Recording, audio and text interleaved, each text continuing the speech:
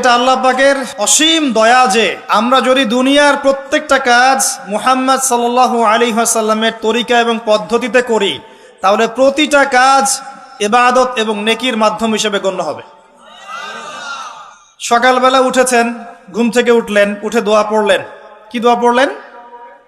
আলহামদুলিল্লাহিল্লাযী আহিয়ানা বা'দা মা আমাতানা ওয়া ইলাইহিন নুশুর। মাশাআল্লাহ। ঘুমানোর সময় কি পড়েছিলেন? আল্লাহুম্মা বিইসমিকা আমুতু ওয়া আহইয়া। অথবা আরো কিছু আমল আছে আপনি করতে পারেন চাইলে, যেমন সূরা মুলক তেলাওয়াত করতে পারেন। ফজিলত, আপনাকে কবরের আযাব থেকে বাঁচানো হবে ইনশাআল্লাহ।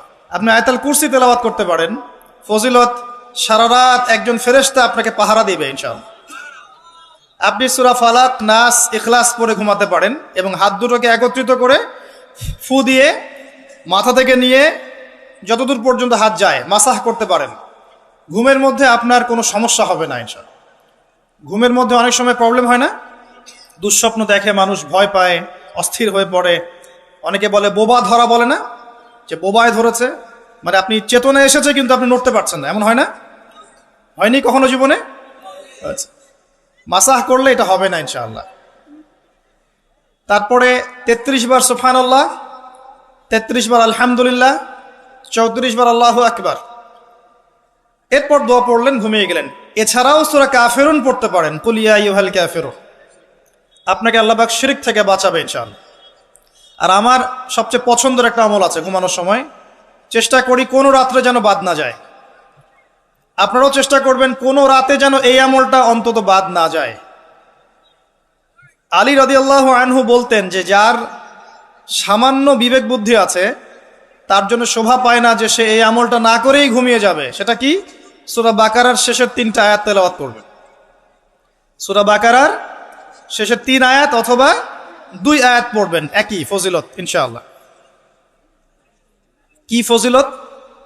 সারা রাত নফল নামাজ পড়লে যে নেকিটা পেতেন, আপনি এটা পড়ে ঘুমিয়ে গেলে ইনশাআল্লাহ সেই নেকি পেয়ে যাবেন। যদি আপনার নিয়াত থাকে তাহাজ্জুদের, ইনশাআল্লাহ আপনি পেয়ে যাবেন। এই যে কাজগুলো করে ঘুমালেন, আপনি 3 ঘন্টা বা 6 ঘন্টা ঘুমিয়েছেন, এই যে পুরো সময়টা আপনি ঘুমিয়েছিলেন, এই পুরো সময়টার জন্য আপনার আমলনামায় নেকি লেখা হবে। অথচ ঘুমের দরকার কার ছিল? আমার না আল্লাহর? কার স্বার্থ এখানে? আমার স্বার্থ। ওয়াজআলনা নাওমাকুম সুবাতা, ঘুমকে বানিয়েছি আরামের, বিশ্রামের মাধ্যম।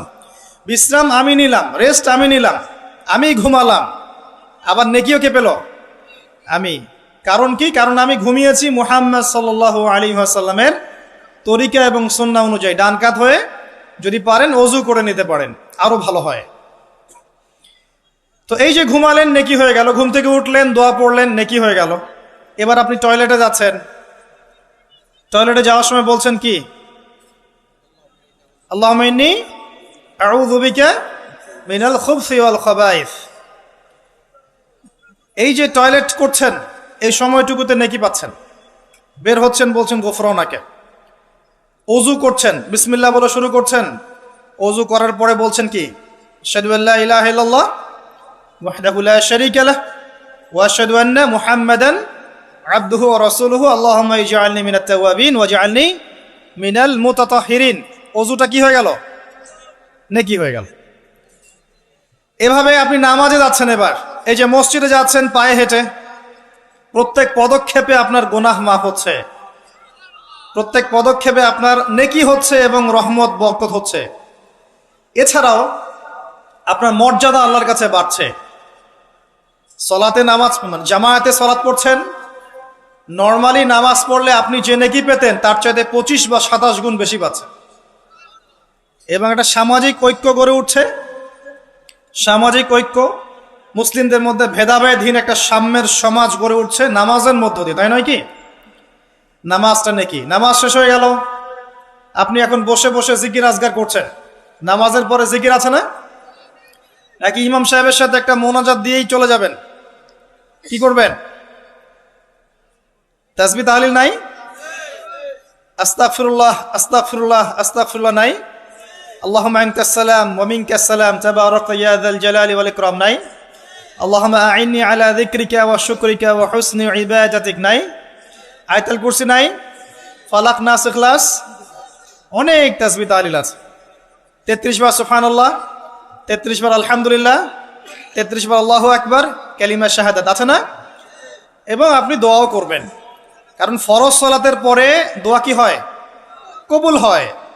তো এই যে নামাজটা আপনি পড়লেন, নেকি হয়ে গেল মাশাআল্লাহ। তাসবিহ তাহলিল করছেন, আপনি নেকি পাচ্ছেন, আলহামদুলিল্লাহ। এরপরে আপনি কোথায় যান? হয় পড়াশোনা করতে যান, অথবা আপনি স্কুল কলেজে যাচ্ছেন, অথবা মাদ্রাসায়, অথবা বাসায় পড়াশোনা করেন, অথবা ব্যবসায় যান, চাকরিতে যান, প্রশাসনের কাজে যান, রাষ্ট্রের কাজে চলে যান, এই তো করেন। দিনটা এভাবে শুরু হয় না? এখন যদি পড়াশোনার সেকশনে আপনি যান, স্টুডেন্ট হন আপনি, এবং আপনার পড়াশোনার উদ্দেশ্য যদি হয় যে আমি জ্ঞান অর্জন করব, এই উদ্দেশ্যে এই জ্ঞানকে কাজে লাগিয়ে আমি দিনের খেদমত করব, এই জ্ঞানটাকে কাজে লাগিয়ে কি করব? দিনের উপকার করব, দিনের খেদমত করব, মানুষের উপকার করব, জাতির, দেশের, আপনার উম্মার, জনগণের কল্যাণ করব, ভালো কিছু করব। আপনার এই জ্ঞান অর্জনটা কি হবে জানেন? ইবাদত, এবং এটা বড় ইবাদত। আমলের চেয়ে ইলমের মূল্যটা বেশি। আল ইলমু ক্বাবলা আল কওলি ওয়াল আমাল, কথা কাজের আগে হচ্ছে জ্ঞান। আর যারা মাদ্রাসায় পড়বেন এই উদ্দেশ্যে যে আমি এই জ্ঞান অর্জনের মধ্য দিয়ে উম্মাকে সংস্কার করব, নিজে দিন জানবো, মানুষকে দিন প্রচার করব, এবং দিনের প্রচার প্রসার প্রতিষ্ঠায় আমি আমার জায়গা থেকে ভূমিকা রাখবো। আমি মুহাদ্দিস হব, মুফাসসির হব, আমি ইনশাল্লাহ বড় আলেম ফকি হব। অহংকার করব না, মানুষকে সঠিক দিনটা জানানোর জন্য, আল্লাহর সন্তুষ্টির জন্য আমি দিন শিখব। ইবাদত হবে না? এবং তার মর্যাদা এত বেশি হবে, এত বেশি হবে। নবী সাল্লাল্লাহু আলাইহি ওয়াসাল্লাম বলেছেন, সাধারণ মানুষের উপরে নবী সাল্লাল্লাহু আলাইহি ওয়াসাল্লামের যে মর্যাদা, ইবাদত গুজারদের উপর আলেমের সেই মর্যাদা। এবং এই জ্ঞান অর্জন করতে গিয়ে আপনি যখন পা ফেলছেন, বাড়ির থেকে বের হচ্ছেন, আপনার পায়ের নিচে ফেরেশতারা সম্মানের পাখা বিছিয়ে দিবে। এমনকি আসমান জমিনের সমস্ত সৃষ্টি, এই গর্তের মধ্যে যে পিপিলিকা আছে, পিঁপড়া, এবং সমুদ্রের নিচে যত মাছ আছে, সমস্ত প্রাণী ওই আলেমের জন্য ইস্তেগফার করতে থাকে, ক্ষমা প্রার্থনা করতে থাকে। এই ফজিলত অন্য কোথাও পাবেন না। এমনকি যতক্ষণ সে ইলম অর্জনের পথে আছে, সে আল্লাহর রাস্তাতেই আছে, ফি সাবিলিল্লাহ সে কাজ করছে। আপনি যদি জেনারেল লাইনেও পড়াশোনা করেন, কিন্তু আপনি চিন্তা করছেন আমি এই পড়াশোনা দিয়ে দেশের, জাতির, উম্মার, মানবতার কল্যাণে কাজ করব, দিনকে এগিয়ে নিব। একজন মেডিকেল ডক্টর, তিনি দিনের খেদমত করতে পারেন না? একজন ইঞ্জিনিয়ার, তিনি দিনের খেদমত করতে পারবে না? একজন ভালো সৎ পুলিশ অফিসার পারবে না? পারবে না? একজন ভালো সেনাবাহিনীর মেজর জেনারেল পারবে না? একজন সামাজিক নেতা পারবে না? একজন এমপি মন্ত্রী পারবে না? একজন পলিটিশিয়ান উম্মার খেদমত করতে পারবে না? সবাই সবার জায়গা থেকে পারবে। আল্লাহ এমনভাবে দিনটাকে সৃষ্টি করেছে। ইসলাম এত প্রশস্ত একটা দিন যে মানুষ বিভিন্ন জায়গায় থাকবে, সে তার জায়গায় থেকেই দিনের খেদমত করতে পারবে ইনশাআল্লাহ। একজন শিক্ষক পারবে না দিনের খেদমত করতে? একজন ভালো অর্থনীতিবিদ পারবে না? সবাই পারবে। শুধু প্রয়োজন কি জানেন? দিনটা বোঝা, নিজের উপর আমল করা, এবং দিন প্রতিষ্ঠার ফিকির থাকা। একজন ডক্টরের কাছে রুগী আসছে, প্রত্যেকটা রুগী দেখছেন, দেখার সময় খালি বলছেন যে ভাই 5টা ওয়াক্ত নামাজটা ঠিক মতো পড়েন, আপনার শরীর ভালো, রিপোর্ট খুব ভালো আছে, মাঝে মাঝে একটু রোজা রাখেন। ডাক্তারের কথা শুনবে না রুগী? শুনবে না? একজন মানুষ, মনে করেন member, chairman, whoever he is, সে তার এলাকার নেতা, তো মানুষের মধ্যে জনকল্যাণমূলক কাজ করছে, শীতবস্ত্র বিতরণ করছে, রাস্তাঘাট নির্মাণ করছে, করার সময় মানুষকে বলছে যে এই যে দিলাম, এটা আল্লাহর রিজিক, তোমাদেরকে দিলাম, তোমরা আল্লাহর ইবাদত করো। বলা যাবে না? দিনের খেদমত করা যায় না? শুধুমাত্র দরকার নিয়াত। কি দরকার? নিয়াত, এবং জানা যে আমার কাজের প্রতিদানটা কি। এই যে আমি কাজগুলো করছি, এর প্রতিদান হচ্ছে আল্লাহ পরকালে আমাকে জান্নাত দিবে ইনশাআল্লাহ। দুনিয়াতে আমি কি পাই না পাই সেটার হিসাব পরে, পরকালে আল্লাহ পাক আমাকে জান্নাত দিবেন ইনশাআল্লাহ। এভাবে আপনি আপনার জীবনের প্রতিটা কাজকেই ইবাদত বানাতে পারেন। ওয়ামা খালাকতুল জিন্না ওয়াল ইনসা ইল্লা লিয়াবুদুন। নাস্তিকদের কথার জবাব পেয়েছেন? এটা অন্য ধর্মের ক্ষেত্রে প্রযোজ্য, যে শুধু ইবাদত বন্দেগী বা পূজা অর্চনা তারা যেটা করে এটাই ইবাদত বলে গণ্য হয়, কিন্তু ইসলামের মধ্যে প্রতিটা কাজই ইবাদত বলে গণ্য হয় যদি আপনি প্রতিটা কাজ নবী সাল্লাল্লাহু আলাইহি ওয়াসাল্লামের তরিকা এবং সুন্নত মোতাবেক করতে পারেন। আমার কথা কি বোঝা আছে ভাই? আলহামদুলিল্লাহ। এবার ধরেন আপনি বাসায় ফিরে আসলেন, মাঝখানে জোহরের নামাজ পড়েছেন, আসরের নামাজ পড়েছেন জামাতে, জামাত যদি ছুটে যায় বাসায় জামাত করেছেন, বা আপনার অফিসে জামাত করেছেন, ব্যবসা প্রতিষ্ঠানে জামাত করেছেন, অথবা একাই হয়তো পড়তে বাধ্য হয়েছেন, পড়েছেন, নামাজ পড়েছেন। নামাজ পড়ার পরে আপনি সন্ধ্যায় বাসায় ফিরে আসলেন। বাসায় ফিরে আমরা কি করি? পরিবারকে সময় দেই না? ওখানে খাওয়া দাওয়া করি, গল্প গুজব করি, পরিবারকে সময় দেই। এখন অবশ্য এই সময় দেওয়ার প্রবণতা কমে যাচ্ছে, সবার হাতে হাতে এখন স্মার্টফোন। একটা বাসায় 10টা জগৎ, আর একটা বাসায় 10টা মেম্বার, 10 জনের 10টা ফোন, 10টা আলাদা আলাদা পৃথিবী একটা বাসার মধ্যে। আগে ওই যে টেলিভিশন ছিল না, এখন তো টেলিভিশন উঠে যাচ্ছে, তাই না? আগে যখন টেলিভিশন ছিল, টেলিভিশন কিন্তু ড্রয়িং রুমের মধ্যে ছিল, মনে আছে? মানে বাসার সব মেম্বার একসাথে বসে টিভি দেখতো। এখানে কিন্তু অশ্লীলতার পরিমাণটা একটু কম ছিল, চাইলে যে কোনো চ্যানেল সে দেখতে পারবে না, পারবে? পারবে না। এখন ঘরে ঘরে স্মার্টফোন, ও যা ইচ্ছা তাই করতে পারে। আমরা হয়তো মনে করছি বাসা থেকে টিভি সরিয়ে দিয়েছি, একটা জিহাদ করেছি, মাশাল্লাহ। ওই টিভি সরিয়ে যে ঘরে ঘরে আবার একটা জেনার মেশিন ঢুকিয়ে দিয়েছি, এটা বুঝতে পারছি না। তো এই যে পরিবারকে সময় দেয়া, এটা কিন্তু ইবাদত। পরিবারের খোঁজ খবর নেয়া, স্ত্রীর সাথে কথোপকথন করা, পরিবারের সমস্যাগুলোকে ডিল করা, একসাথে খেতে বসা, একসাথে এক দস্তরখানায় খেতে বসা, প্রয়োজনে বড় প্লেট নেওয়া, প্লেটের চারপাশে সবাই মিলে খাবে, এটাও সুন্নাহ। এতে করে মহব্বত বাড়বে, খাবারে বারাকা হবে। আমরা কিন্তু এগুলো পালন করি না, সংস্কৃতি নাই আমাদের মধ্যে, চর্চা নাই। বাচ্চা কাচ্চাদেরকে সময় দেই না। বাচ্চা কাচ্চাকে পিতা মাতা সময় না দিলে এই বাচ্চা কার কাছে মানুষ হবে? কাজের বুয়ার কাছে মানুষ হবে, তাই না? অথবা ডে কেয়ার সেন্টারে মানুষ হবে। তো এই কার কাছ থেকে ভদ্রতা শিখবে? সে তো তাদের মানসিকতাতেই গড়ে উঠবে। তো বাচ্চা কাচ্চাদেরকে সময় দেয়া, পরিবারের সদস্যদেরকে সময় দেয়া ইবাদত। নবী করিম সাল্লাল্লাহু আলাইহি ওয়াসাল্লাম তার স্ত্রীর কোলে মাথা রেখে শুয়ে থাকতেন, ইবাদত। মাথা রেখে শুয়ে তিনি কোরআন তেলাওয়াত করতেন। আমরা যারা বৈবাহিক জীবনে আছি, কখনো করেছি? মাশাআল্লাহ। কয়বার করেছেন? বেশি করতে যায় না, বেশি করতে গেলে আবার সমস্যা আছে। সবকিছুর একটা কি আছে? লিমিট আছে। বেশি করতে গেলে ব্যক্তিত্ব কমে যাবে, তখন দেখবেন আপনার উপর খবরদারি করছে। ভারসাম্য বজায় রাখতে হবে। যাই হোক, এমনকি তিনি বলেছেন, আয়েশা রাদিয়াল্লাহু আনহা তিনি বলেছেন যে আমি যে গোশতের টুকরাটা খেতাম, নবী সাল্লাল্লাহু আলাইহি ওয়াসাল্লাম ওইখানেই মুখ দিতেন যেখানে আমি ছিঁড়েছি। এবং রাতের বেলা দৌড় প্রতিযোগিতা করেছেন স্ত্রীর সাথে। প্রথমবার আয়েশা রাদিয়াল্লাহু আনহা জিতেছিলেন, পরে কয়েক বছর পর তিনি তাকে হারিয়ে দিয়েছেন, দিয়ে বলেছেন, আয়েশা আমি তোমাকে আজকে হারিয়ে দিলাম। এই যে সুন্নাহ, পারিবারিক সুন্নাহগুলো আমাদের মধ্যে উঠে যাচ্ছে না ভাই? পরিবারের সবার সাথে সময় দিতে হয়, খোঁজ খবর নিতে হয়, কথাবার্তা বলতে হয়। স্পেশালি বাচ্চাদের ব্যাপারে খেয়াল রাখতে হয়। বাচ্চা কাচ্চা যারা আছে এরা কাদের সাথে মিশছে, কাদের সাথে মিশছে, কাদের সাথে খেলছে, যে স্কুলে পড়ছে ওর পরিবেশটা কেমন, যে মাদ্রাসা যাচ্ছে ওর পরিবেশটা কেমন, ওকে কারা পড়াচ্ছে, কাদের কাছ থেকে দিন শিখছে, সে কাদের কাছ থেকে ইলম শিখছে, এগুলো জানা দরকার আছে। পরিবারের ব্যাপারে সচেতন থাকতে হবে। এই কারণে আল্লাহ পাক বলেছেন, কু আনফুসাকুম ওয়া আহলিকুম নারা, নিজে পরিবার, নিজে জাহান্নামের আগুন থেকে বাঁচো, পরিবার বর্গকে বাঁচাও। কিন্তু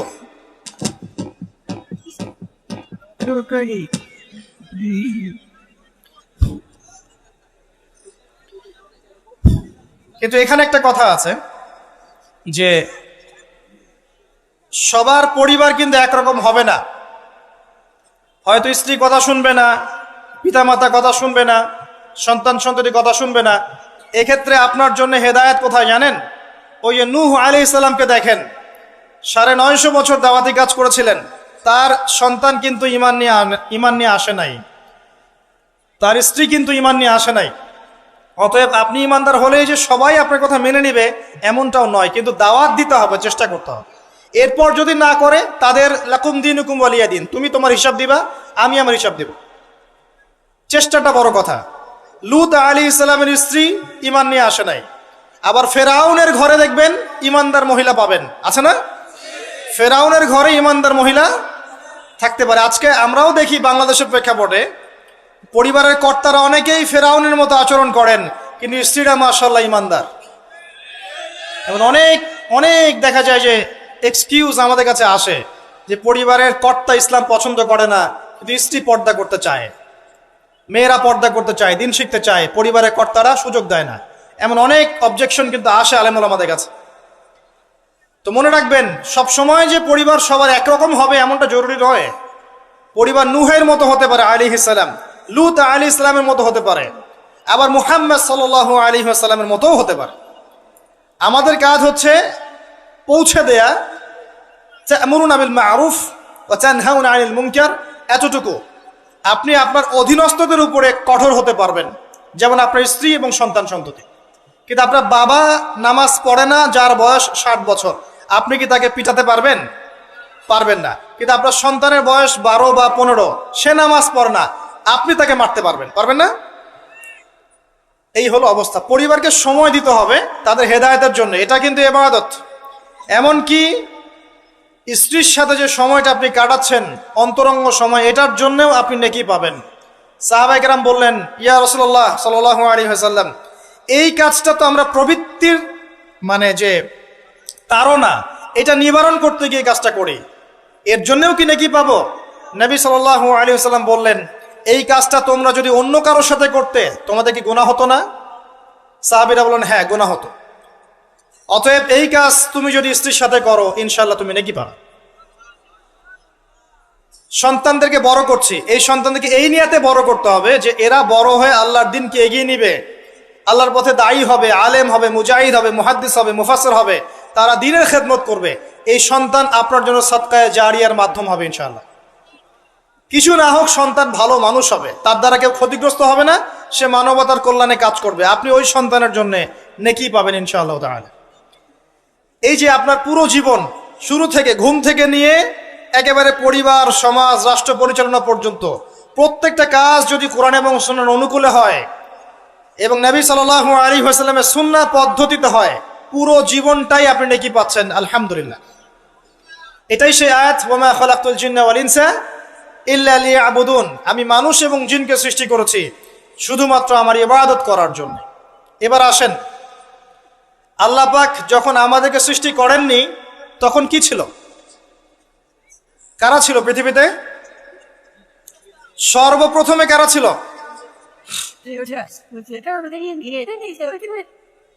পৃথিবীতে আমরাই প্রথম প্রজাতি নই। আমরা তো এখন মনে করি যে পৃথিবীটা আমাদের, তাই না? আমরা এলিয়েন খুঁজে বেড়াই, অন্য গ্রহে প্রাণী আছে কিনা, অথচ বোকা মানুষরা নিজেই জানে না যে এই পৃথিবীর আমরাই বাসিন্দা ছিলাম না। আমাদেরকে জান্নাত থেকে এই পৃথিবীতে পাঠানো হয়েছে। এই পৃথিবীতে আমরা ছিলাম না, এই পৃথিবীতে অন্য প্রজাতি ছিল, অন্য মাখলুক ছিল। ওয়াল্লাহু আ'লাম বিসওয়াব, তারা কারা ছিল? প্রথমে আল্লাহ একা ছিলেন, কেউ ছিল? হুয়াল আউয়াল, তিনি প্রথম, এবং সবশেষে আল্লাহ পাক একা থাকবেন, কেউ থাকবে? কুল্লু মান আলাইহা ফান, আছে না আয়াত? প্রথমে আল্লাহ একা ছিলেন, শেষেও আল্লাহ একা থাকবেন। হুয়াল আউয়াল ওয়াল আখির ওয়াজ যাহির ওয়াল বাতিন ওয়া হুয়া বিকুল্লি শাইইন আলিম। আল্লাহ একা ছিলেন, এরপরে আল্লাহ পাক সৃষ্টি করেছেন আরশ। আরশ মানে আল্লাহ পাক বিশাল সৃষ্টির মধ্যে সবচেয়ে বড় সৃষ্টি হচ্ছে আরশে আজিম। এই আরশে আজিমের নিচে আল্লাহ পাক ছায়া দিবেন কিয়ামতের মাঠে। কয় শ্রেণীর ব্যক্তিকে? 7 শ্রেণী না 6 শ্রেণী? কয় শ্রেণী? হ্যাঁ, 7 শ্রেণী। তার মধ্যে 1 শ্রেণী হচ্ছে তারা যারা তাদের যৌবন কালটাকে আল্লাহর পথে বিলিয়ে দিয়েছে। এই একটা হাদিসই যথেষ্ট যুবক ভাইদের জন্য, যুবতীদের জন্য, যারা তাদের যৌবন কালটাকে আল্লাহর পথে বিলিয়ে দিয়েছে, এদেরকে আল্লাহ পাক তার আরশের ছায়ায় ছায়া দিবেন। ওই দিন ওই ছায়া ছাড়া কোনো ছায়া থাকবে? আল্লাহ পাক আরশ সৃষ্টি করেছেন, আরশটা ছিল পানির উপরে। কার উপরে? কানা আরশুহু আলাল মা, তার আরশটা ছিল পানির উপরে। এরপর আল্লাহ পাক 6 দিনে সৃষ্টি করেছেন পুরো মহাবিশ্ব। কয় দিনে? 6 দিন। আমাদের দিনের মতো দিন না, আল্লাহর কাছে শুধু যে কিয়ামতের দিনটাই আমাদের হিসেবে 50,000 বছরের সমান। কত বছর ভাই? 50,000 বছরের সমান একদিন, কিয়ামতের দিন। কিয়ামতের দিনের কি দরকার ছিল? কি মনে হয় আপনাদের? কিয়ামতের দিনের কি দরকার ছিল? ছিল। যদি কিয়ামতের দিন না থাকতো তাহলে পৃথিবীর সব জালেম পার পেয়ে যেত। কিয়ামতের দিন আছে বলেই কোনো জালেম পার পাবে না ইনশাআল্লাহ। কোনো মাজলুমের চোখের প্রাণে বৃথা যাবে না ইনশাআল্লাহ, কারণ কিয়ামতের দিন আছে। এটা হচ্ছে মাজলুমের আশার দিন আর জালেমের জন্য হতাশার দিন।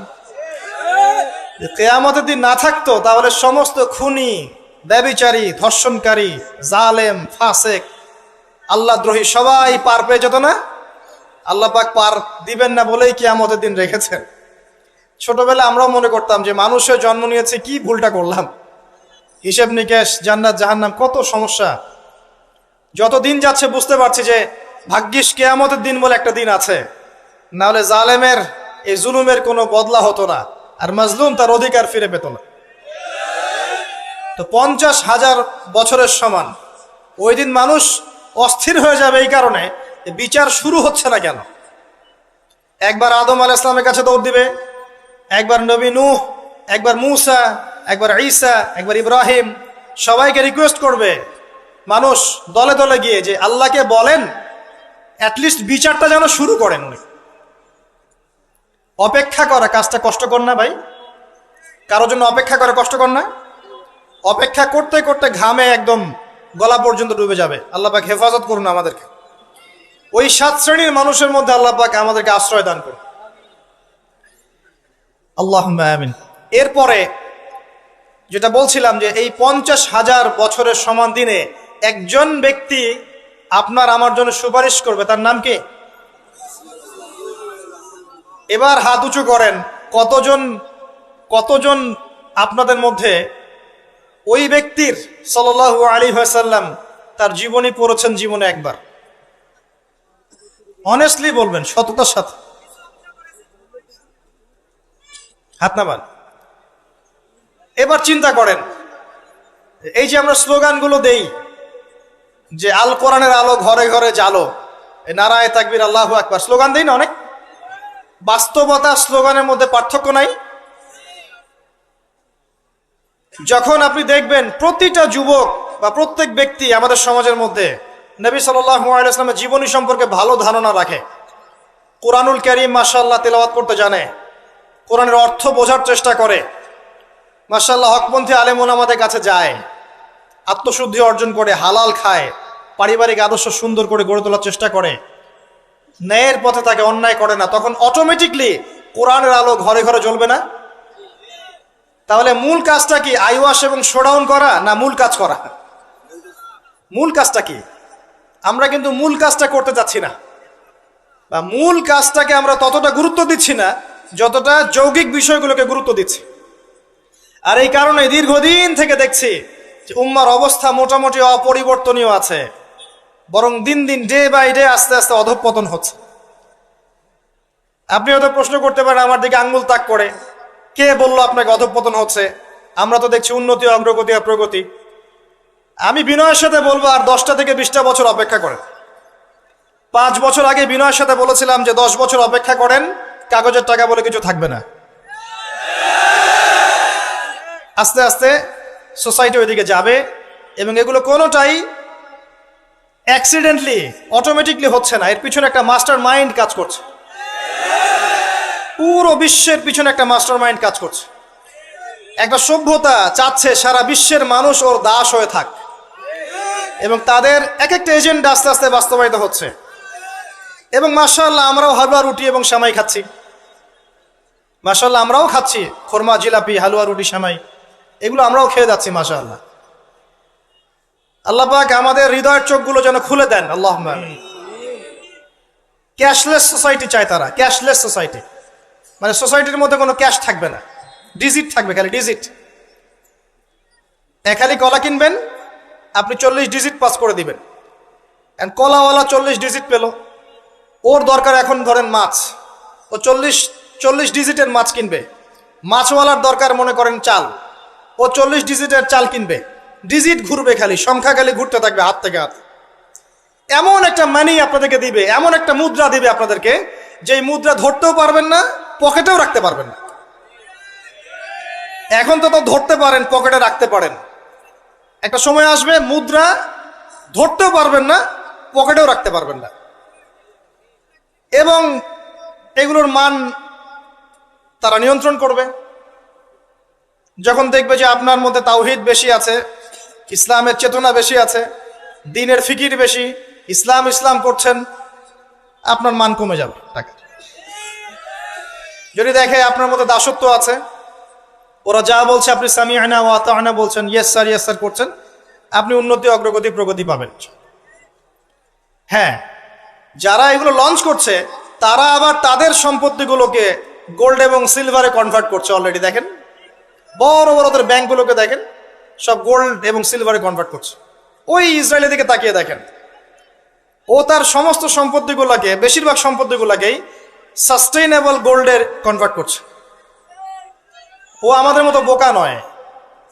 শোনেন কেমন বোকা নয়, বিগত 70 বছরে মুসলিমদের নাকের ডগার উপরে বসে 4টা যুদ্ধে মুসলিমদেরকে পরাজিত করে দিয়েছে ইসরায়েল। বিগত 70 বছরে ওরা প্রথমে ব্রিটেন, তারপরে আমেরিকার হাত ধরে বিশ্বের এমন একটা জায়গায় এসেছে যে এই জায়গা থেকে তারা বিশ্বের পলিটিক্স, ইকোনমিক্স, মিডিয়া, প্রযুক্তি, ফাইন্যান্স সব নিয়ন্ত্রণ করার শক্তি অর্জন করেছে অলরেডি। আপনি ভাবছেন করবে? অনেকে মনে করে এটা ভবিষ্যৎ বক্তা মনে হয়। আমি বলছি যে বর্তমান সম্পর্কে আপনি খবর রাখেন না বলেই বর্তমানকে আপনার ভবিষ্যৎ মনে হচ্ছে। এটা বর্তমান, এটা ভবিষ্যৎ না। ভবিষ্যতে তো সে সারা বিশ্বকে রুল করবে ইনশাআল্লাহ তাআলা। না হলে তো সে মাসিহুদ দাজ্জালের ফলোয়ারই হতে পারবে না। আর দাজ্জাল তো সারা বিশ্বকে শাসন করবে এবং তাকে ফলো করবে জিউসরাই। তবে হ্যাঁ, এটা আমরা জানি কোরআন এবং হাদিস থেকে আলহামদুলিল্লাহ যে ওদের এই দমন, পীড়ন, জুলুম এবং শাসনটা চিরস্থায়ী হবে না ইনশাআল্লাহ। এটা একটা সাময়িক সময় জুড়ে থাকবে, এরপরে আল্লাহ পাক পৃথিবী থেকে এটাকে সরিয়ে দিবেন ইনশাআল্লাহ। কিভাবে সরাবেন? ওই যে লোহিত সাগরে আল্লাহ পাক যেমন করে বনু ইসরায়েলকে ধাওয়া করছিল ফেরাউনের বাহিনী, মনে আছে? লোহিত সাগরে আল্লাহ পাক ফেরাউনের বাহিনীকে একত্রিত করেছেন, ডুবিয়ে দিয়েছেন, দেন নাই? আল্লাহ পাক সেম সুন্নাহ অ্যাপ্লাই করেছেন প্যালেস্টাইনের ক্ষেত্রে। আল্লাহ পাক সমস্ত জালেমদেরকে ওখানে একত্রিত করেছেন ধ্বংস করার জন্য। সেম সুন্নাহ, এটা হবে ইনশাআল্লাহ আযজা ওয়া জাল। আমরা জানি এটা সরে যাবে পৃথিবী থেকে। তারপরে এমন একটা যুগ আসবে যে যুগে ইনশাআল্লাহ আযজা ওয়া জাল একজন নবী সারা বিশ্ব পরিচালনা করবেন। একজন নবী, তার নাম ঈসা ইবনে মারইয়াম। এবং তার অনেক আগেই আমাদের ইমাম আল মাহদি তিনি ইন্তেকাল করবেন। মনে রাখবেন, শেষ জামানার সবচেয়ে ভাইটাল চরিত্র ইমাম মাহদি নয়। শেষ জামানার সবচেয়ে ভাইটাল চরিত্র হচ্ছে ঈসা ইবনে মারইয়াম। ঈসা ইবনে মারইয়াম সবচেয়ে ভাইটাল চরিত্র, কারণ তিনি জেরুজালেম থেকে সারা ওয়ার্ল্ডে ইসলামী খেলাফা কায়েম করেন। এবং 40 বছর, এই 40 সংখ্যা এক্স্যাক্টলি 40 না আরো বেশি আল্লাহ ভালো জানেন, পৃথিবী জুড়ে ইসলামের অনুশাসন বজায় থাকবে ইনশাআল্লাহ। একটা কাঁচা বাড়ি, একটা পাকা বাড়ি আপনি পাবেন না যেখানে আল্লাহর কালিমা প্রবেশ করবে না। জুলুম বলে কিছু থাকবে না ইনশাআল্লাহ। যা দেখছেন আপনি এখন ওয়ার্ল্ড ওয়াইড যে দাপট, দেখে মনে হচ্ছে বিশ্ব এদের কোনো অস্তিত্বই বিশ্বে থাকবে না। এখন সারা বিশ্ব থেকে তাকিয়ে আপনার কাছে মনে হচ্ছে মাশাআল্লাহ, NATO, United Nations, world bank, এইটা সেটা, বিশ্ব যে কি হচ্ছে সারাদিন। শুক্র গ্রহ আমার, একজন বলছে না শুক্র গ্রহ আমার, একজন মিসাইল তৈরি করছে, আর একজন প্রতিরক্ষা ব্যবস্থা করছে। ওয়ার্ল্ড অ্যাফেয়ার্স পড়লে মনে হয় যে ওয়ার্ল্ডটা এদেরই। কিন্তু আল্লাহ রাসূল সাল্লাল্লাহু আলাইহি ওয়াসাল্লাম বলছেন যে বিশ্বটা আস্তে আস্তে আস্তে আস্তে তার ধ্বংসের দিকে যাচ্ছে। এইটা চিরস্থায়ী হবে না এবং একে অপরের সাথে কলিউশন করে এরা শেষ হয়ে যাবে। মুসলিমদের উপর দমন পীড়ন যেমন বাড়বে, ঠিক একইভাবে আল্লাহ রাব্বুল আলামিন মুহাম্মদ সাল্লাল্লাহু আলাইহি ওয়াসাল্লামের বংশধরদের মধ্য থেকে একজন ইমামকে বের করে নিয়ে আসবেন। তিনি ইনশাআল্লাহ আযজা ওয়া জাল মুসলিমদেরকে নিয়ে এই জুলুমের বিরুদ্ধে দাঁড়িয়ে যাবেন। পরে যখন মাসিহুদ দাজ্জাল বের হবে, তাকে তিনি হত্যা করতে পারবেন না, কারণ তাকে এত বেশি ক্ষমতা দেওয়া হবে যে মুসলিমরা তার সাথে পেরে উঠবে না, তখন আল্লাহ পাক ঈসা ইবনে মারিয়ামকে পাঠাবে, সবচেয়ে ভাইটাল ক্যারেক্টার। এবং তিনি এই প্যালেস্টাইনের বাবে লুদ নামক জায়গায় মসিহুদ দাজ্জালকে হত্যা করবেন ইনশাআল্লাহ আযজা ওয়া জাল। আমাদেরকে বিশ্ব নেতারা এখন বোঝায় যে বিশ্বের শেষ নাই, এই পৃথিবী জয় করার পর আমরা মঙ্গলে গিয়ে থাকবো, তারপর শুক্রে, তারপর শনিতে, তারপর বৃহস্পতিতে, তাই না? মাইন্ডসেটটা এমন তৈরি করেছে না? কিন্তু বাস্তবতা হচ্ছে এই মহাবিশ্বই ধ্বংস হয়ে যাবে। এই পৃথিবী তো ধ্বংস হবেই, মহাবিশ্ব ধ্বংস হয়ে যাবে। তবে পৃথিবী ধ্বংসের আগে আল্লাহ পাক ঈসা ইবনে মারিয়ামের হাতে সারা বিশ্বে ইসলামী খেলাফা কায়েম করবেন ইনশাআল্লাহ। মাঝখানে একটা সময় আপনাকে পার করতে হবে। কত বছর? ননসেন্স প্রশ্ন, যে ভাই কত বছর, 100, 200, 500, আল্লাহ ভালো জানেন, আমরা জানি না এবং জানার কথাও না। কেউ যদি বলে এত সাল, সে নিশ্চিত কাযযাব, একজন মিথ্যাবাদী। এবং এটা একটা অহেতুক কথা, এত সাল, এত বছর পর, এটা আমরা বলতে পারবো না। কিন্তু এতটুকু বলতে পারবো যে পৃথিবী চিরদিন এভাবে থাকবে না। ওয়ার্ল্ডে এখন যা দেখছেন এগুলো চিরস্থায়ী হবে না।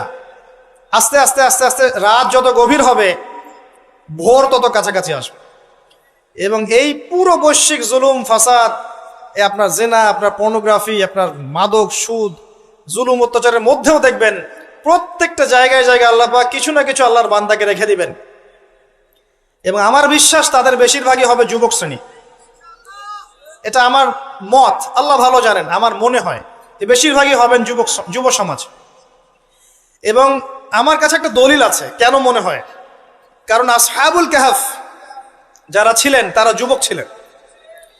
প্রত্যেক যুগে যুগে আসহাবুল কাহফ থাকবেন ইনশাআল্লাহ তাআলা। তাদের হাতেই আল্লাহ পাক ইনশাআল্লাহ তাআলা এই দিনটাকে আমানত হিসেবে রাখবেন। উলামায়ে কেরাম তাদেরকে এগিয়ে নিয়ে যাবে। আস্তে আস্তে দেখবেন পরবর্তী জেনারেশনের পতাকা তারা বহন করবে ইনশাআল্লাহ।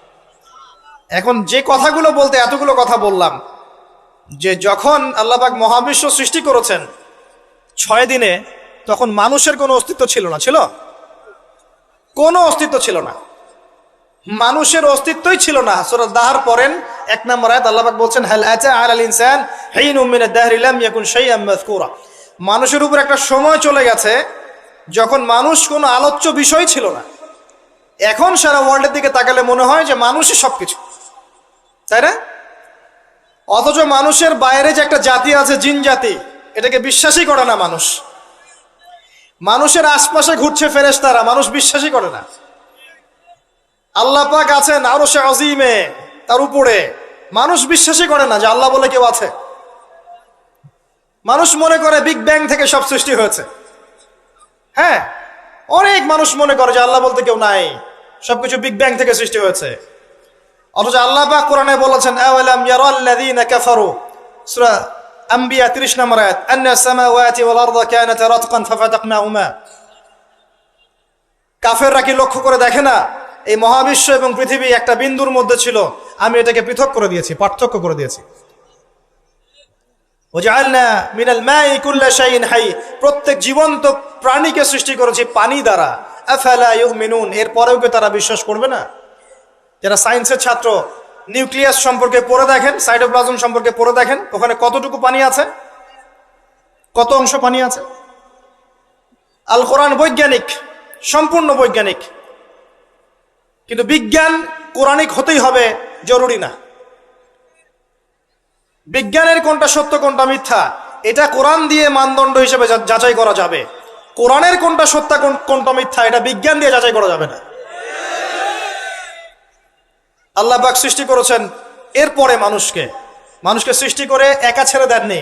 আল্লাহ পাক প্রথমে নাম শিখিয়েছেন, সমস্ত জ্ঞান শিখিয়েছেন কাকে? আদম আলাইহিস সালামকে। ওয়াল্লামা আদামাল আসমা কুল্লাহা, মহাবিশ্বের সমস্ত নাম আমি আদমকে শিখিয়েছি। সুবহানাল্লাহ। আমাদের পিতা আদম আলাইহিস সালামের ডিএনএর মধ্যে জ্ঞান ছিল, সমস্ত জ্ঞান ছিল যা আল্লাহ পাক শিখিয়েছেন। বাই ডিএনএ আমাদের মধ্যে জ্ঞানগুলো এসেছে, এমনি এমনি আসেনি। মানুষ একটা বুদ্ধিবৃত্তিক প্রাণী না? অটোমেটিকলি কি মানুষ জ্ঞান শিখে ফেলেছে? আল্লাহ এই জ্ঞান আদম আলাইহিস সালামকে শিখিয়েছেন, তার বংশধরদের মধ্যে জ্ঞান ছড়িয়ে পড়েছে। এরপর আল্লাহ পাক জান্নাতে রেখেছেন, শর্ত দিয়েছেন কি? ওয়ালা তাকরাবু ওয়ালা তাকরাবা হাযিহিশ শাজারা, তোমরা দুজন এই গাছের কাছে যাবে না। পরীক্ষা। গাছটার নাম কি? এটা হচ্ছে ওই প্রশ্নের মতো ঈসা আলাইহিস সালাম কবে আসবেন। গাছটার নাম কি? এটা ওই প্রশ্নের মতো যে দাজ্জালের আসল নাম কি হবে, ইমাম মাহাদি কত সালে আসবেন। এগুলো ওই প্রশ্নের মতো যে ওই গাছটার নাম কি ছিল। প্রয়োজন নাই গাছের নামের আমার। গাছটা ছিল একটা টেস্ট, পরীক্ষা। গাছের কাছেও যেও না।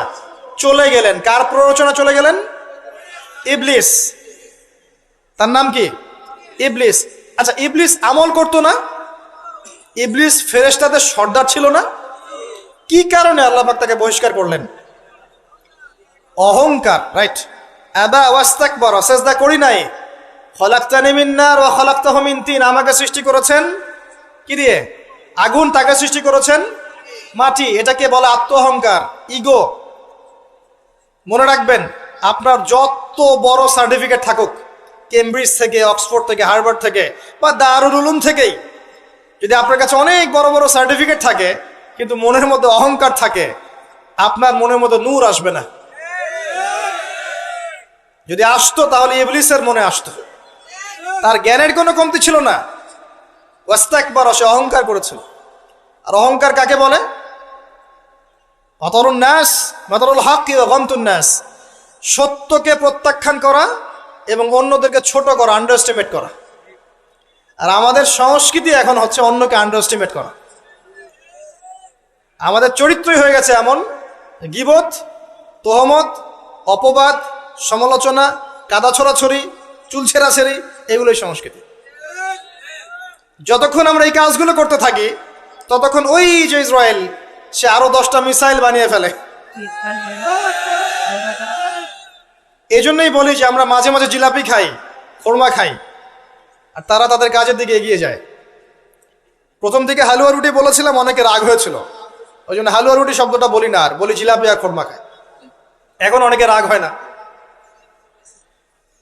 তো বাস্তবতা এমন ভাই, শোনেন, এই জায়গায় 1 মিনিট সময় দেন।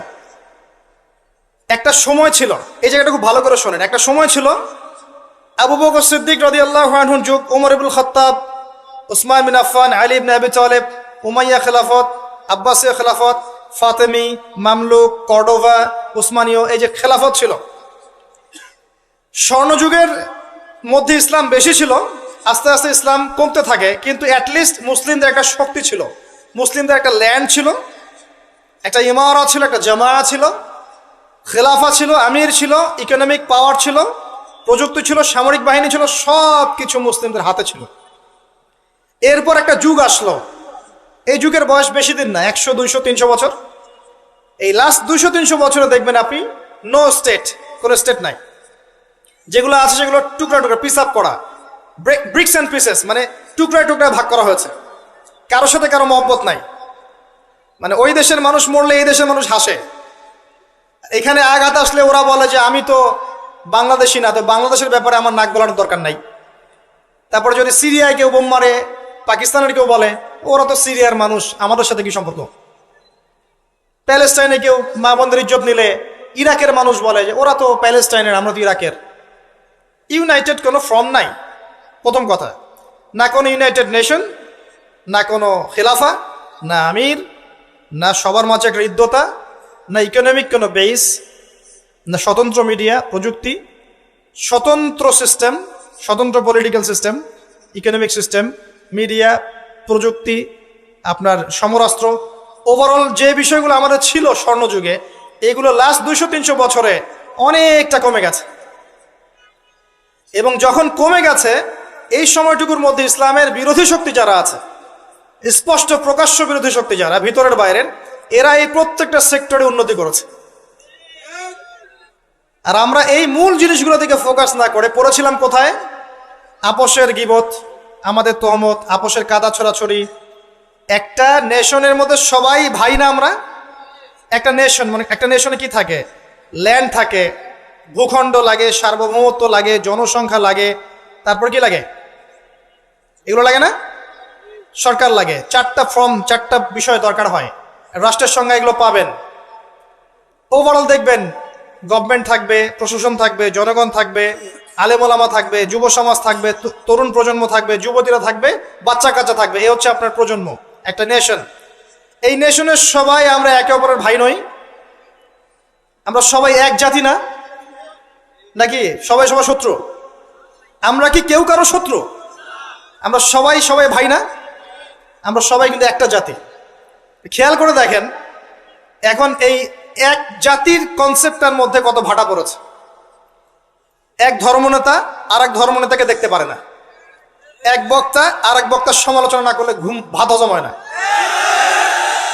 এক ভাই একটা দল করে আরেক ভাই আরেকটা দল করে, এই ভাই এই ভাইয়ের ক্ষতি না করতে পারলে ঘুম হয় না। আমরা কি আপোষেই লড়াই করছি না? আমরা কি একে অপরের সাথে লড়াই করে সময় নষ্ট করছি না? পক্ষান্তরে আমাদের স্পষ্ট যারা শত্রু দেখেন ওয়ার্ল্ড ওয়াইড, তারা কি একত্রিত হয়ে আমাদের বিরুদ্ধে নাই? এই সহজ বাংলা কথাটা আমাদের বুঝে কেন আসে না যে আমরা সবাই এক, আমরা সবাই মুসলিম, এটাই আমাদের মৌলিক পরিচয়। আমরা সবাই মুসলিম, এটা আমাদের মৌলিক পরিচয়। আমাদের মধ্যে আল্লাহ পাক কাউকে কর্তৃত্ব দিয়েছেন, কাউকে অধীনস্থ করেছেন, কাউকে আল্লাহ পাক ইলম দিয়েছেন, জ্ঞানের শরীয়তের, কাউকে দেন নাই। কাউকে তরুণ বানিয়েছেন, কাউকে তরুণী বানিয়েছেন, কাউকে বৃদ্ধ বানিয়েছেন, কাউকে যুবক বানিয়েছেন। কেউ ঘর সামলাচ্ছে, কেউ সমাজ সামলাচ্ছে, কেউ অর্থনীতি সামলাচ্ছে, কেউ রাষ্ট্র সামলাচ্ছে। সবাই কি আমরা একে অপরের ভাই নই? নাকি আমরা সবাই একে অপরের শত্রু? আমরা কি করেছি? আপোষে, লড়াইয়ে, সমালোচনায়, ইখতিলাফে, গীবতে, তহমতে এতটা সময় পার করেছি যে এই সময়টুকুর মধ্যে ওরা অনেক দূর এগিয়ে গেছে এবং এই এগিয়ে যাওয়াটা ওদের আরো বাড়তে থাকবে। কারণ কিছু পাপের শাস্তি আমাদেরকে পেতে হবে দুনিয়ায়, কিছু ভুলের শাস্তি আমাদেরকে দুনিয়ায় পেতে হবে ইনশাল্লাহ। এরপর একটা প্রজন্ম আসবে যারা এই ভুলগুলো করবে না ইনশাল্লাহ। বিশ্বাস করেন, এরপরে ইনশাল্লাহ এমন কোন প্রজন্ম আসবে, ইস্তাবদিল কওমান গায়রাকুম। আল্লাহ পাক বলেছেন, তোমরা যদি দায়িত্ব পালন না করো, তোমাদেরকে আমি সরিয়ে দিয়ে নতুন সম্প্রদায়কে নিয়ে আসবো। সুম্মা লা ইয়াকুনু আমসালাকুম, তারা তোমাদের মতো হবে না। আল্লাহ পাক এরপরে এমন জেনারেশন নিয়ে আসবেন ইনশাআল্লাহ, দেখবেন তারা সবাই তাওহীদপন্থী হবে, তারা সুন্নতপন্থী হবে, তারা হালাল খাবে, হারামে যাবে না, তারা পারিবারিক আদর্শ ঠিক রাখবে ইনশাআল্লাহ। তাদের যুব সমাজকে দেখবেন আল্লাহর জন্য নিজের জীবন কোরবানি করার জন্য প্রস্তুত থাকবে। দেখবেন তাদের তরুণদের সাথে প্রবীণদের একটা সুন্দর সুন্দর সমন্বয় থাকবে। তরুণ থেকে নেতৃত্ব দেবে প্রবীণরা, দেখবেন তরুণরা এগিয়ে যাবে।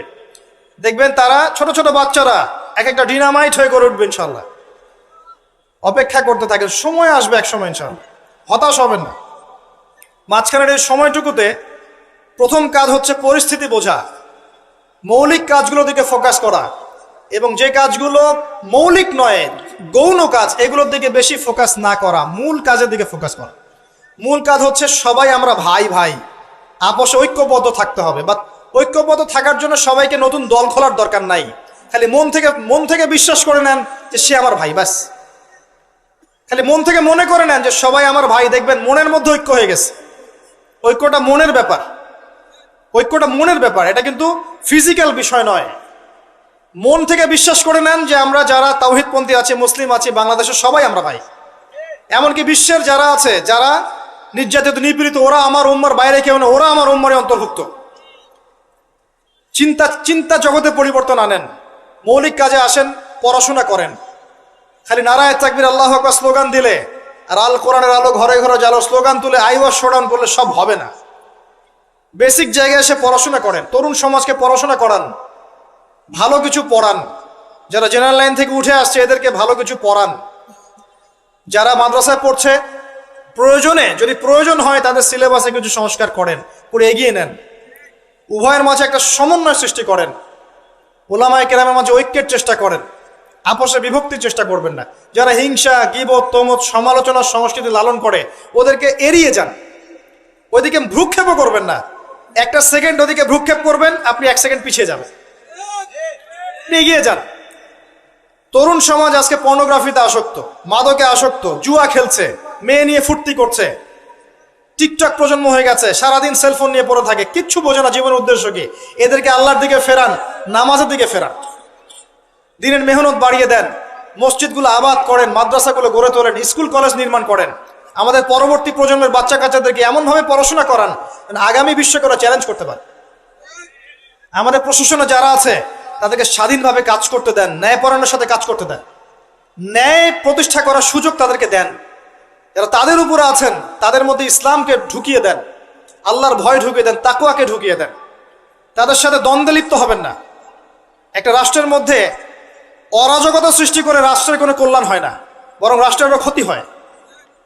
এমন কিছু করতে যাবেন না যাতে করে একটা রাষ্ট্রের জনগণ সরকারের বিরুদ্ধে বিদ্রোহ করা শুরু করছে, এমন কিছু করতে যাবেন না।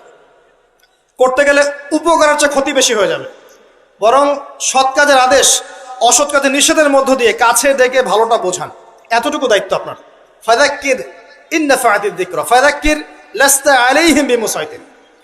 আল্লাহ যদি তৌফিক দেন, আল্লাহ যদি কবুল করেন, দেখবেন এই মানুষগুলোর মধ্য থেকে উমর রাদিয়াল্লাহু আনহুর মতো মানুষ বের হয়ে যাবে ইনশাআল্লাহ। মনে রাখবেন, উমর ইবনুল খাত্তাব রাদিয়াল্লাহু আনহু অস্ত্র হাতে নিয়ে নবীকে হত্যা করার জন্য বের হয়েছিলেন। আল্লাহ পাক সেই মানুষকে কবুল করে ইসলামের দ্বিতীয় খলিফা বানিয়েছেন, সুবহানাল্লাহ।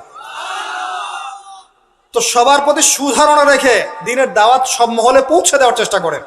আল্লাহ যদি কবুল করেন, ইসলামকে যদি সঠিকভাবে প্রেজেন্ট করতে পারেন, তারা যদি বুঝতে পারে, দেখবেন তাদের দ্বারা এমন খেদমত সম্ভব যা আমার দ্বারা সম্ভব না।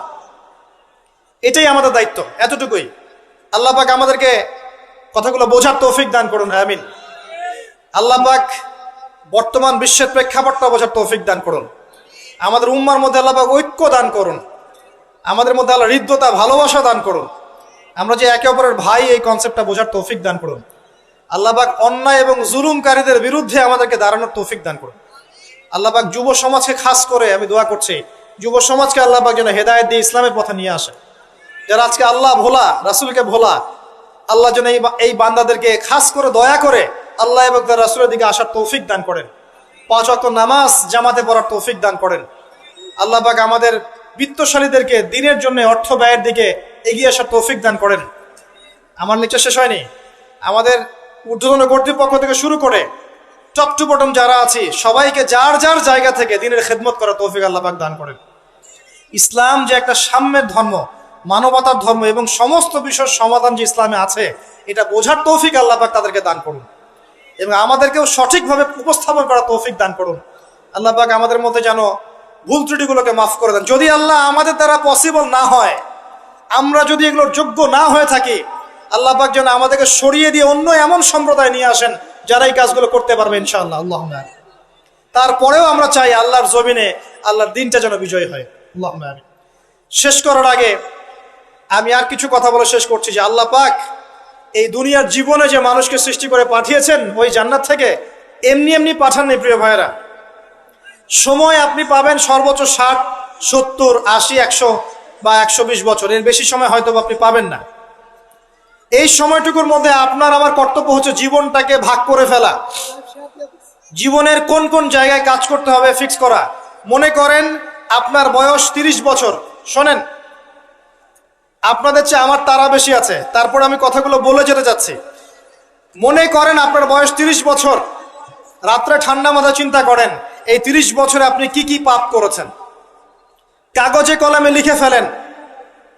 আপনি অনেকগুলো পাপ খুঁজে পাবেন। এই পাপকে 2 ভাগে ভাগ করেন, একটা পাপ আল্লাহর সাথে সম্পৃক্ত, একটা বান্দার সাথে সম্পৃক্ত। যেগুলো আল্লাহর সাথে সম্পৃক্ত, খালি 2 রাকাত নামাজ পড়ে আল্লাহকে বলেন, আল্লাহ, না বুঝে না জেনে শয়তানের প্ররোচনায় পড়ে আল্লাহ জীবনে ভুল করেছিল, আল্লাহ ওয়াদা করছে আজকের পর থেকে কখনো এই পাপে লিপ্ত হব না। পড়বেন আস্তাগফিরুল্লাহাল্লাযী লা ইলাহা ইল্লা হুয়াল হাইয়ুল কাইয়্যুম ওয়া আতুবু ইলাইহি এবং সাইয়্যিদুল ইস্তিগফার। আপনি বিশ্বাস রাখেন আল্লাহ পাক আপনার সমস্ত গুনাহকে নেকি দিয়ে পরিবর্তন করতে পারেন। আর কিছু পাপ থাকবে মানুষের সাথে সম্পৃক্ত, কারো গীবত করেছেন, কারো টাকা নিয়ে দেন নাই, কারো মাল আত্মসাৎ করেছেন, কাউকে গালি দিয়েছেন, এগুলো মানুষের সাথে সম্পৃক্ত। তাদের কাছে গিয়ে গিয়ে ক্ষমা চাইতে হবে। এরপর আপনি পাপ মুক্ত হলেন। বাকি জীবনটাকে ভাগ করে নেন, বছরকে মাসে ভাগ করেন, মাসকে দিনে ভাগ করেন। ওই যে শুরুতে যে সুন্নাহগুলোর কথা বললাম, 24 ঘন্টা দিন রাতকে সাজিয়ে ফেলেন, সময় নষ্ট করেন না। বাকি যতদিন বেঁচে থাকবেন ডেইলি সুন্নাহ পালন করেন, আদর্শ পরিবারটা গড়েন, হালাল খান, আপনার সন্তানদেরকে বড় করে তোলেন, সমাজের উপকার করেন, রাষ্ট্রের উপকার করেন, জনগণের কল্যাণে কাজ করেন, উম্মার কল্যাণে কাজ করেন। আপনার ক্ষুদ্র ক্ষুদ্র প্রচেষ্টা ইনশাল্লাহ দেখবেন আগামী দিনগুলোতে ইসলামের বড় বিজয় নিয়ে আসবে ইনশাল্লাহ। এর চেয়ে বেশি কনস্ট্রাকটিভ কোনো কথা বলার মতো জ্ঞানও আমার নাই। আমি ক্ষুদ্র জ্ঞানের মানুষ, আল্লাহ পাক যতটুকু বলার তৌফিক দান করেছেন বললাম। এর মধ্যে যদি ভুল ত্রুটি কিছু বলে থাকে এটা আমার পক্ষ থেকে, আর সঠিক বিষয়গুলো আল্লাহর পক্ষ থেকে। আকুলু কওলি হাযা আস্তাগফিরুল্লাহ লি ওয়া লাকুম ওয়া লিসাইরিল মুসলিমিন। বারাকাল্লাহু লানা ওয়া লাকুম বিল আয়াতিল হাকীম। ইন্নাহু তাআলা জাওয়াদুন কারীম বার রাউফুর রহিম। সুবহানাকাল্লাহুম্মা ওয়া বিহামদিক আশহাদু আন লা ইলাহা